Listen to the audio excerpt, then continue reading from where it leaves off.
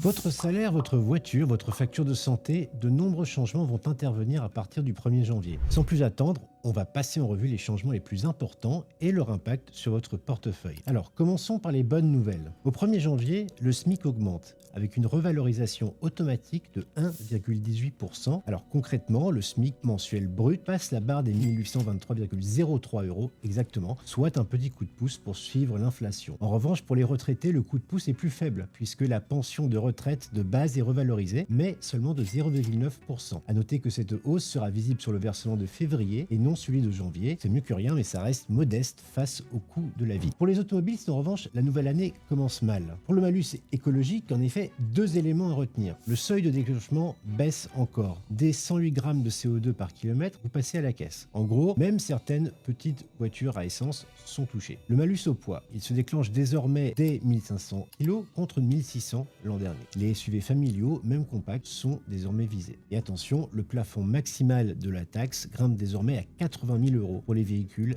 les plus polluants. L'objectif est clair, vous poussez vers l'électrique ou les petits modèles. Dans le domaine de l'immobilier, 4 choses sont à retenir. Numéro 1, frais d'agence, la note s'alourdit. Si vous comptez louer ou acheter en 2026, attention, de nouvelles règles s'appliquent désormais pour fixer le montant des frais d'agence immobilière. Concrètement, les plafonds qui limitaient ces honoraires sont revus. Résultat, les frais d'agence risquent d'augmenter pour les locataires comme pour les propriétaires et on vous encourage à prévoir une enveloppe plus large si vous signez un bail cette année. Numéro 2. Le mode de calcul du DPE évolue pour corriger des biais qui pénalisaient injustement les petites surfaces de moins de 40 m². Si vous aviez un studio classé G, passoire thermique, c'est le moment de refaire le calcul. Avec les nouvelles règles, il pourrait passer en E et F et redevenir louable. C'est une bouffée d'oxygène pour les propriétaires bailleurs. Numéro 3. L'ADSL fait progressivement ses adieux au profit de la fibre. En effet, le réseau cuivre historique d'Orange est en cours de démantèlement accéléré et en 2026, de nombreuses communes basculent obligatoirement vers la fibre optique.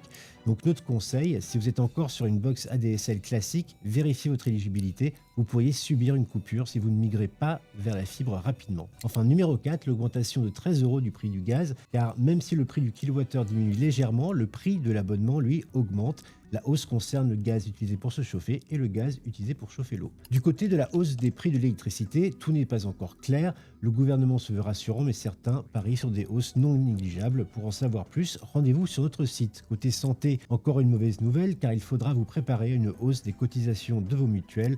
En effet, la Sécu transfère de plus en plus de charges vers les mutuelles complémentaires. Le revenu estime des hausses significatives cette année, entre 4 et 8%, donc vérifiez bien votre nouvel échéancier dès janvier. Enfin, une nouveauté administrative importante, si vous faites un don d'argent à vos enfants ou proches, la déclaration en ligne sur impôts.gouv.fr devient obligatoire. Autrement dit, il ne sera plus possible de la faire sur papier. Voilà, dites-nous en commentaire quel changement impacte le plus votre budget. Et si la vidéo vous a plu, n'oubliez pas de la liker et de vous abonner au Revenu.